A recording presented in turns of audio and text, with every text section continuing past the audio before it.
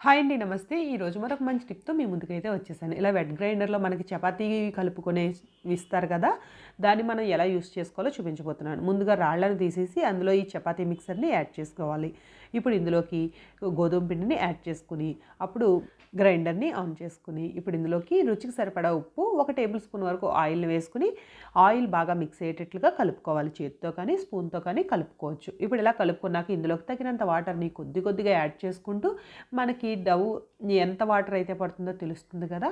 అప్పటి వరకు వాటర్‌ని యాడ్ చేసుకుంటూ ఉంటే అందులోనే మనకి చపాతీ ముద్ద రెడీ అయిపోతుందండి. ఎక్కువ కష్టపడవలసిన పనేం లేదు. ఎంత పిండినైనా సరే చాలా ఈజీగా మనం ఇందులో కలుపుకోవచ్చండి. నేను ఎప్పటినుంచో దీన్ని యూజ్ చేస్తున్నాను. నాకైతే చాలా యూజ్‌ఫుల్ అనిపించింది. అలాగే మనం ఎంత పిండి కలిపినా సరే గ్రైండర్‌కైతే అస్సలు అంటుకోదండి. ఒకవేళ ఏమైనా కొంచెం పిండి కాస్త పలచగా అనిపిస్తే గనక మీకు కొద్దిగా పొడి పిండిని యాడ్ చేసుకుంటే సరిపోతూ ఉంటుంది. Thanks for watching.